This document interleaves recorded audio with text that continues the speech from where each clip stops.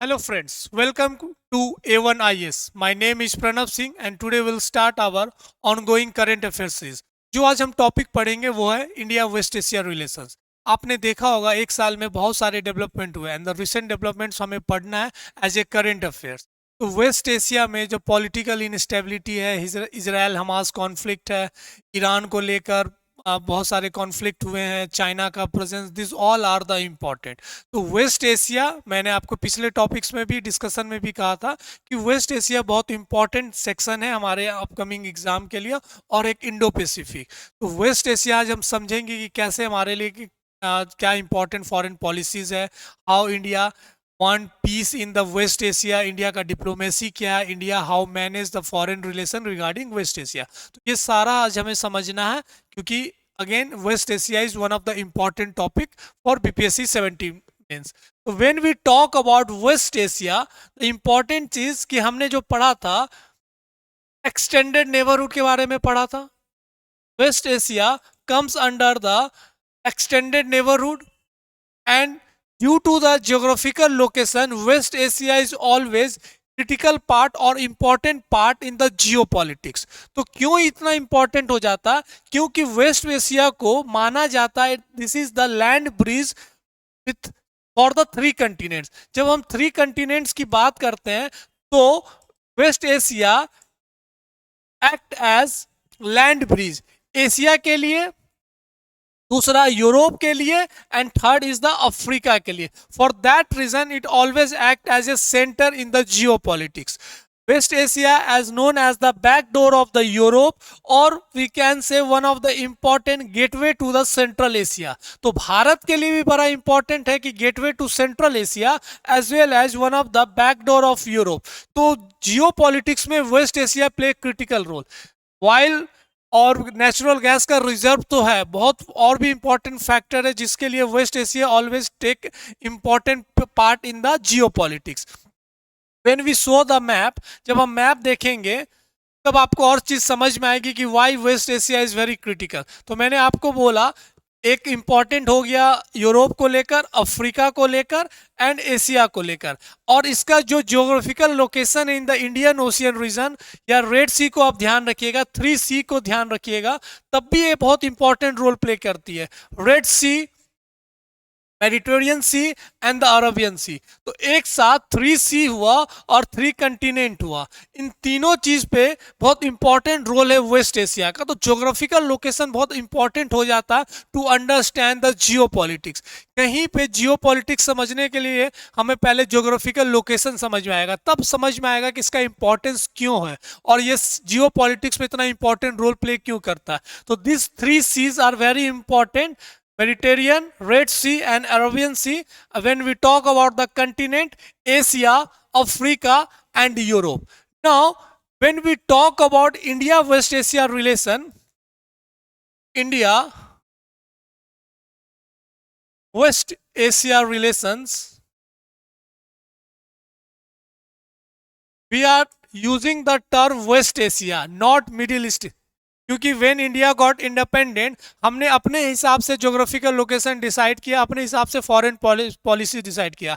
When British का जब dominance था तो वो अपने आप को सेंटर में रखते हुए they divide the whole geographical area. तो उसके हिसाब से ये मिडिल ईस्ट था, जो बहुत दूर जो कंट्रीज थी उसे फार ईस्ट बोला जाता था। लेकिन we saw the India as a subcontinent, तो ये हमारे लिए as a West Asia, West part में हुआ तो वेस्ट एशिया। तो हम हमेशा वेस्ट एशिया टर्म यूज करते हैं when we talk about India's foreign policy. When we talk about India West Asia relation, historically जब हम बात करते हैं तो वेस्ट एशिया रिलेशन एक तरीके से मल्टी डायमेंशनल था। हिस्टोरिकल बात जब हम बात कर रहे हैं कि बहुत शुरुआती दौर में या बहुत एंशियंट टाइम में, मेडिवल टाइम में हम बात कर रहे हैं, तो इंडिया और वेस्ट एशिया का जो रिलेशन था वो मल्टी डायमेंशनल था, क्योंकि एक सिविलाइजेशनल कनेक्ट था, कल्चरल कनेक्ट था, पीपल टू पीपल कनेक्ट था। लेकिन when we talk about in the Cold War era, Cold War era, we have approach of bidirectional. अब बाई डायरेक्शनल जब हम बात करते हैं तब we have mostly focus on Saudi Arabia and Iran, two important countries in West Asia जिनका अपना एक राइवल्स चलता है, अलग अलग एक इंपॉर्टेंट पोल्स पे काम करते हैं। तो हम ये दो कंट्रीज के साथ स्ट्रॉन्ग रिलेशंस डेवलप करते हैं। After the Cold War era, जब कोल्ड वॉर एरा खत्म हो जाता है, सो एक नया बिगिनिंग ऑफ 21st सेंचुरी में we have adopted one of the important west policy. जैसे हमने लुक ईस्ट पॉलिसी लाया था 91-92 के पास, वैसे हमने वेस्ट को ध्यान में रखते हुए we have launch one important policy known as Look waste policy in 2005. When we talk about look west policy, we focus 3 axes, जिसमें पहला हुआ गल्फ कंट्रीज के साथ हमारा रिलेशन, जो बेसिकली गल्फ कोऑपरेशन काउंसिल के इंपॉर्टेंट कंट्रीज है, जो आपको पता होगा। गल्फ कोऑपरेशन काउंसिल में 6 कंट्रीज है, Bahrain, Oman, Qatar, Saudi Arabia, Kuwait. तो this all are the important countries. तो हमारा पहला एक्सिस हो गया लुक वेस्ट पॉलिसी 2005 में, बट इंडिया हैड लॉन्च्ड। दूसरा Israel and third one is the Iran. So this is the basics of look west policy which works on 3 axes. और ये हमारा तरीका है कैसे हमारा अप्रोच रहेगा लुक वेस्ट पॉलिसी को लेकर।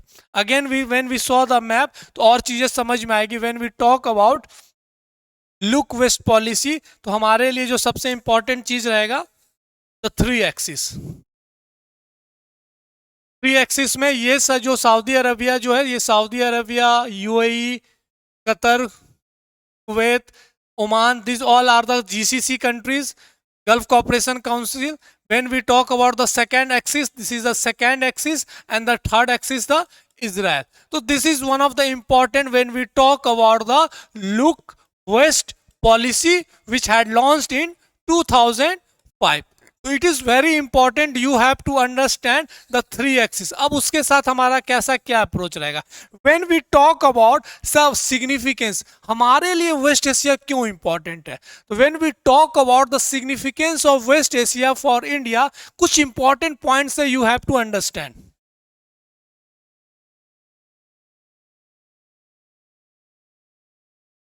इसमें जो सबसे इंपॉर्टेंट चीज है हमारे लिए, जो इंपॉर्टेंस हम बात कर रहे हैं, significance of West Asia for India. इसमें जो सबसे कोर पॉइंट है वो है एनर्जी सिक्योरिटी।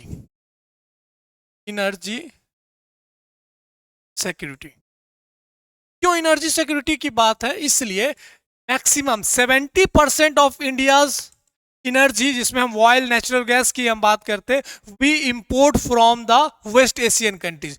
जो सबसे ज्यादा डोमिनेट करता है गल्फ कंट्रीज, उसके बाद ईरान। तो for that reason when we talk about the West Asia, energy security is the one of the core pillar of India's relations. तो एनर्जी सिक्योरिटी में 70% of energy we import from West Asia. तो for that reason it is very important है कि West Asia में हमारा strong relation हो, West Asia में stability हो, वेस्ट एशिया हमारा एक इंपॉर्टेंट पार्टनर बनाओ।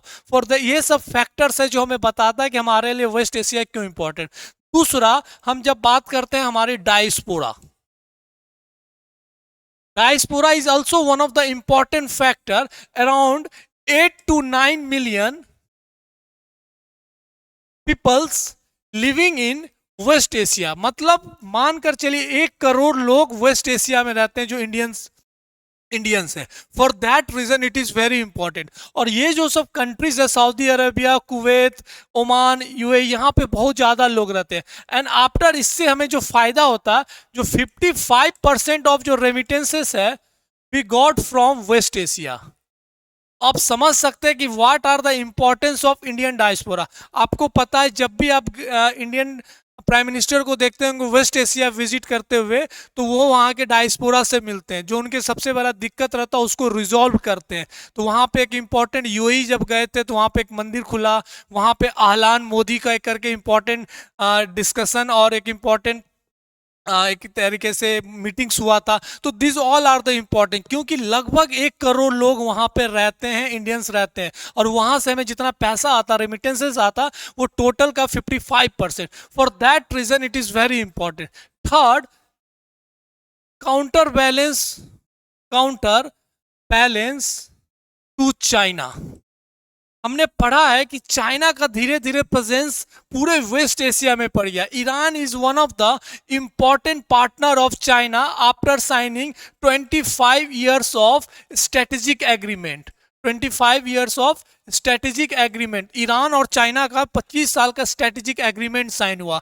And Iran now exporting more and more oil to the China through Gwadar port, चवार से ग्वादर पोर्ट होते हुए चाइना ट्रांसपोर्ट कर रहा है। तो for that reason Iran is one of the core partner.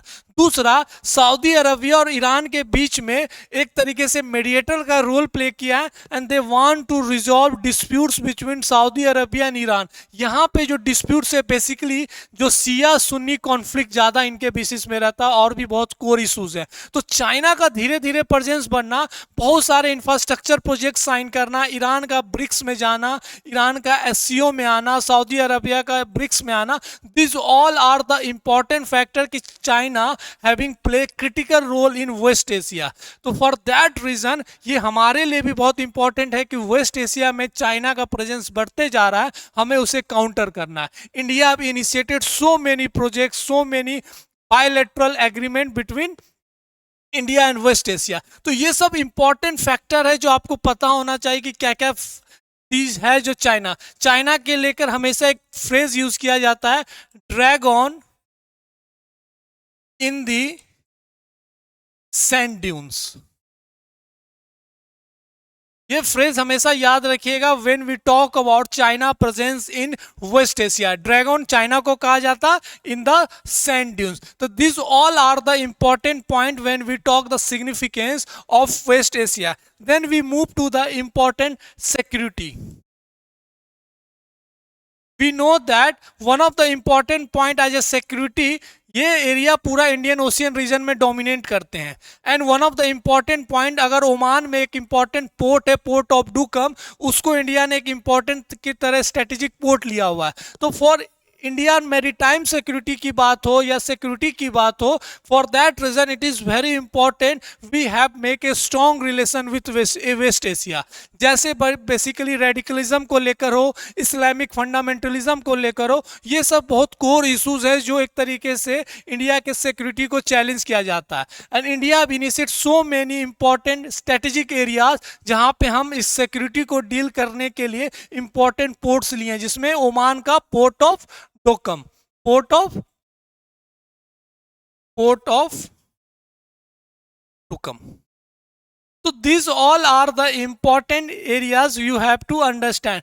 Trade and relations की बात करें, ट्रेड रिलेशंस की बात करें, again after USA and China the West Asian countries are one of the largest trading partner.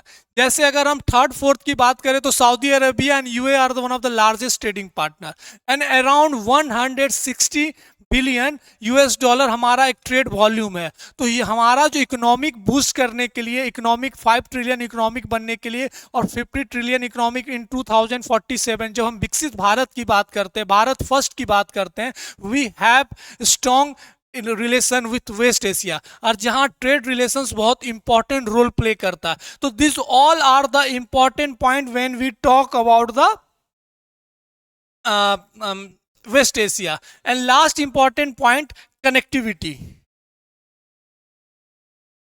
Connectivity, we know that IMEC हो या दूसरा important areas हो या अगर सेंट्रल एशिया हो, तो again this West Asia is one of the gateway to the central Asia. तब हम कनेक्टिविटी की बात कर रहे हैं, INSTC प्रोजेक्ट की बात कर रहे हैं, INSTC की बात, international north south transport corridor की बात करें। अगर Central Asia is rich in oil and resources, natural resources को लेकर बात करें, we can not enter through Pakistan, Afghanistan में इनस्टेबिलिटी है, then we use this route जहां पे हम INSTC के थ्रू सेंट्रल एशिया जाते हैं, और we can move to the Russia. तो ये एक इंपॉर्टेंट कॉरिडोर है, कनेक्टिविटी की हम बात कर रहे हैं। वैसे ही हम IMEC की बात किए थे, These all are the important point. आपको समझना होगा कि वेस्ट एशिया क्यों इंपॉर्टेंट है। पर्टिकुलर जो इंपॉर्टेंट सिग्निफिकेंस जो मैं बता रहा हूँ वो तो है ही, साथ साथ में important connectivity to central Asia, to the Afghanistan. Afghanistan में स्टेबिलिटी के लिए भी वेस्ट एशिया का बहुत इंपॉर्टेंट रोल है, ईरान का बहुत इंपॉर्टेंट रोल है, जहां पे हम जारांस डेलाराम रोडवे की बात कर रहे हैं। तो this all are the important point when we talk about West Asia. तो connectivity is also one of the core point when we talk about West Asia. तो कनेक्टिविटी इज ऑल्सो इंपॉर्टेंट। तो ये सब पॉइंट आपको पता होना चाहिए। Energy security हो, साथ साथ में डायस्पोरा हो, काउंटर बैलेंस टू चाइना, मैंने बताया कि चाइना कैसे एंट्री कर चुका है, क्या क्या इंपॉर्टेंट इंफ्रास्ट्रक्चर है, 25 ईयर्स एग्रीमेंट। सिक्योरिटी की बात कर रहे हैं तो पोर्ट डोकम को लेकर सो मेनी मिलिट्री एक्सरसाइज है, अल नफाद है, बहुत सारे एक्सरसाइज लेकर इंडियन ओशियन रीजन को ध्यान में रखते हुए trade and relations and connectivity. तो this all are the important areas where we have to understand.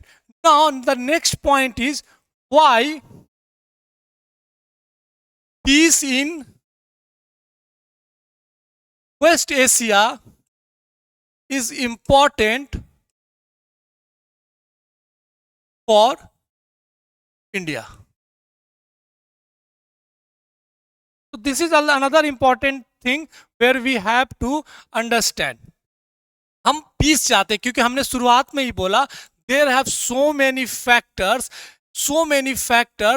जो एक तरीके से प्रॉब्लम क्रिएट करती है, मेक इनस्टेबल वेस्ट एशिया। अब वो इंपॉर्टेंट फैक्टर्स क्या है? जो सबसे बड़ा इंपॉर्टेंट फैक्टर है जियोपॉलिटिकल राइवलरीज। तो सबसे कोर फैक्टर है जो इनस्टेबिलिटी बनने का कारण है वो है जियोपॉलिटिकल राइवलरीज। क्योंकि ईरान का सऊदी के साथ स्ट्रॉन्ग रिलेशंस नहीं है, इसराइल का बाकी जितने भी दिस कंट्रीज हैं, यूएई हैं या सऊदी हो या ईरान, उनके साथ स्ट्रॉन्ग रिलेशंस नहीं है। There always a conflict area. अब ये बहुत इंपॉर्टेंट फैक्टर होता है कि ये फैक्टर के कारण India have to adopt more strategic autonomy. India को अपने डिप्लोमेसी चेंज करना पड़ता है, इंडिया को अपने फॉरेन रिलेशंस हिसाब से बनाना पड़ता है कि how we make a strong bilateral relations and particular West Asia relations. तो ये सब इंपॉर्टेंट चीज है जो हमें समझना चाहिए। दूसरा इंपॉर्टेंट फैक्टर है कितना इनस्टेबल क्यों है, रिलीजियस सेक्टेरिज्म। ये भी बहुत इंपॉर्टेंट फैक्टर है, जैसे Siya Sunni conflict, Siya versus Sunni conflict, या बहरेन में जो एक तरीके से रिलीजियस मोनार्की है वो भी एक इंपॉर्टेंट फैक्टर है। तो जो रिलीजियस फैक्टर है, इसराइल का हमेशा जूइज्म और जो इस्लाम है उसमें हमेशा क्लैश होते रहता। तो वेस्ट एशिया में this factor is very important when we talk instability के क्या क्या इंपॉर्टेंट फैक्टर्स हो सकते हैं। तो ये सब बेसिक्स पॉइंट्स आपको पता होना चाहिए। Foreign country particular USA participate in West Asia, foreign country in West Asia, बहुत सारे मिलिट्री एक तरीके से एक्सप्लोर करते हैं ये वेस्ट एशिया में, अफगानिस्तान में, ईरान में, इराक में, Saudi Arabia, Israel, this all are the important. तो फॉरेन कंट्री का स्ट्रांगली इन्वेशन होना in West Asia make a instable. तो this all are the important factor when we talk about why West Asia having instability, उसके क्या क्या important factor हो सकते हैं। एंड द कोर, आपको पता है जहां पे रिसोर्सेज सबसे ज्यादा होते हैं वो सबसे ज्यादा नजर में आता था। Abundance of oil and reserve, oil and natural gas का रिजर्व सबसे ज्यादा है, इसलिए बहुत इंपॉर्टेंट रोल प्ले किया जाता है इन द जियोपॉलिटिकल। वो कंट्रोल चाहते हैं बाहरी कंट्रीज या वेस्टर्न कंट्रीज की वेस्ट एशिया उनके कंट्रोल में हो, क्योंकि this is one of the important resources when we talk about geopolitical. तो तेल का जो ताकत है वो पूरे जियोपॉलिटिकल वर्ल्ड में एक इंपॉर्टेंट रोल प्ले करता है। तो this all are the important factor when we talk about कि इनस्टेबिलिटी के क्या क्या कारण हो सकते हैं। अब हमारे लिए क्यों इंपॉर्टेंट है कि पीस क्यों चाहिए हमारे लिए, why we need peace, why we are talking about peace in West Asia. इसमें जो सबसे इंपॉर्टेंट पॉइंट है एनर्जी डाइवर्सिफिकेशन की, energy diversification. Why we are talking peace as a Indian country, हमें पीस के लिए क्यों इंपॉर्टेंट है? क्योंकि एनर्जी हम डाइवर्सिफिकेशन की बात करें, and for that we the critical for energy supply, critical for energy supply. तो हमें इसलिए पीस चाहिए क्योंकि मैंने शुरुआती में ही बताया कि 70% of the Indian oil are transport और import from the West Asia, और एक तरीके से हमें सेंट्रल एशिया में एक्सेस के लिए, कि वहाँ भी हमारा बहुत सारा यूरेनियम का इंपॉर्टेंट है, तापी पाइपलाइन है, उसका एक्सेस भी हमें वेस्ट एशिया के थ्रू मिलता है। And Chabahar port is one of the strategic port, port of डॉका, ये सारे इंपॉर्टेंट फैक्टर है जहाँ पे हम चाहते हैं कि वेस्ट एशिया में पीस हो। तो एनर्जी डाइवर्सिफिकेशन और critical for energy supply, we need peace and stable West Asia. अगर हम डायस्पोरा की बात करें अगेन, कि हमारा एक इंपॉर्टेंट रेमिटेंस कहाँ से आता है? वेस्ट एशिया से आता है। For that reason also we need peace and stable West Asia. तो this all are the important point you have to understand कि हमें पीस क्यों चाहिए। मेरीटाइम सिक्योरिटी की हम बात करते हैं, क्यों हमने शुरुआती में ही बोला था कि maritime security is one of the important factor. और दूसरा, longest trading partner, longest trading partner. So these all are the important points where you have to understand why we need peace in West Asia. Now we move to the important point regarding how India tackling this West Asia instability. India's measures. India measures. India measures की हम बात करें, इसमें जो सबसे important point है वो है इंडिया का strategic autonomy, strategic autonomy and dehyphenation policy. ये सब हमने पहले ही चर्चा कर चुका है, आपको पता होगा, सिर्फ मैं आपको पॉइंट्स बता रहा हूँ। स्ट्रेटेजिक ऑटोनॉमी एक बैलेंस एक्ट की तरह काम करती है भारत, वहां पे बैलेंसिंग एक्ट की तरह, बैलेंसिंग एक्ट की तरह काम कर। तो this all are the important point when we talk about India West Asia. Second important point है कल्चरल डिप्लोमेसी, कल्चरल डिप्लोमेसी। तो this is also one of the important, क्योंकि बहुत सारे जो इंडियन मुस्लिम्स है दे विजिटेड टू हज यात्रा के लिए जाते हैं। तो फॉर दैट रीजन हमें एक cultural diplomacy, people to people tie में एक इंपॉर्टेंट रोल प्ले किया जाता है, और धीरे धीरे कोटा बढ़ाया जाता है क्योंकि हमारे स्ट्रॉन्ग रिलेशंस बनते जा रहे हैं सऊदी अरेबिया के। तो this all are the important point कि हमें पता होना चाहिए कि हम कैसे इंपॉर्टेंट मेजर्स ले रहे हैं कि make a strong bilateral relation. अगर हम नेक्स्ट पॉइंट की बात करें, नेक्स्ट पॉइंट की हम बात करें, तो then next point is the multilateral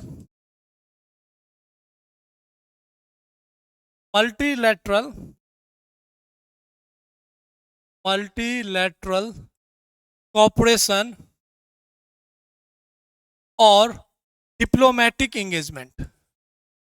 for example diplomatic engagement, for example GCC के साथ हमारा strong relation, OIC organisation of Islamic countries, third one the IMEC. तो हम यहाँ पे मल्टीलेटरल कॉपरेशंस की बात कर रहे हैं, डिप्लोमेटिक I2U2 engagements की बात करें। तो this all are the important examples when we talk about India measures as to enhance bilateral relations और strong relation with West Asia. तो this all are the important points. Last important the economic ties, हम धीरे धीरे economic ties बढ़ा रहे हैं। How? We have signed a important comprehensive economic partnership agreement CEPA with UAE, strategic partnership council with Saudi Arabia. Iran के साथ हम बहुत सारे इंपॉर्टेंट डील साइन कर रहे हैं रिगार्डिंग ऑयल इंपोर्ट को लेकर, स्ट्रेटेजिक ऑयल रिजर्व्स को लेकर। तो this all are the economic ties help to strengthen our West Asia relations. तो यू हैव टू अंडरस्टैंड कि वेस्ट एशिया का इंपॉर्टेंस क्या है, जो हमने पहले डिस्कस किया कि सिग्निफिकेंस क्या है, इंपॉर्टेंस क्या है, इंपॉर्टेंट ज्योग्राफिकल हमने समझा कि वहाँ पे इनस्टेबिलिटी के क्या क्या इंपॉर्टेंट फैक्टर्स हैं, इंडिया कैसे इस चीज को टैकल कर रहे हैं। तो this all are the important points where you have to understand. This is also one of the important slide regarding the opportunities and challenges. जैसे एनर्जी को लेकर हमने बात किया, इंडियन डायस्पोरा को लेकर बात किया, रेमिटेंसेस को लेकर बात किया, सिक्योरिटी को लेकर बात किया, gateway to central, this all are the important significance, defence one of the challenges में, this all are the important point. तो हमने सारा पॉइंट को डिस्कस किया एंड मैंने सारा चीज इंफॉर्मेशन बताया रिसेंट डेवलपमेंट को ध्यान में रखते हुए, इसलिए West Asia is again one of the important topic. Another important area जो हमें समझना है चाहिए कि दिस इज द इंपॉर्टेंट, जो हमने चाबहार पोर्ट के बारे में डिस्कस किया इन द ईरान, जिसको चाइना के साथ स्ट्रॉन्ग रिलेशंस होते, तो ग्वादर जो चाबहार पोर्ट है हमारे लिए क्यों इंपॉर्टेंट, अफगानिस्तान के लिए इंपॉर्टेंट था, सेंट्रल एशिया के लिए इंपॉर्टेंट था, थ्रू ईरान थ्रू रसिया। तो this all are the important and to counter China. So these all are the important points when we talk about India-West relations. तो हम कल जो टॉपिक पढ़ेंगे इसमें थोड़ा सा इसको और डिस्क्राइब करके पर्टिकुलर कंट्रीज को ध्यान में रखते हुए पढ़ाएंगे and this is the intro part of West Asia, it is very important and connecting with the recent development. तो please try to write more questions, अच्छे से पढ़िए। इन द नेक्स्ट वीडियो हम वेस्ट एशिया को एक तरीके से summarise करेंगे, the Saudi one, the UAE one और इजराइल को लेकर कि क्या क्या इंपॉर्टेंट और डेवलपमेंट्स है। तो ये दो videos is more than enough to understand West Asia relations, particular to understand India West Asia relations. तो ऐसे करके टॉपिक से हमारे सारे फॉरेन रिलेशंस, आईआर के करंट अफेयर्स डेवलपमेंट कंप्लीट हो जाएंगे। तो कल मिलेंगे, will discuss the second part of the West Asia relations. अच्छे से पढ़िए, फिर मिलते हैं कल। Thank you.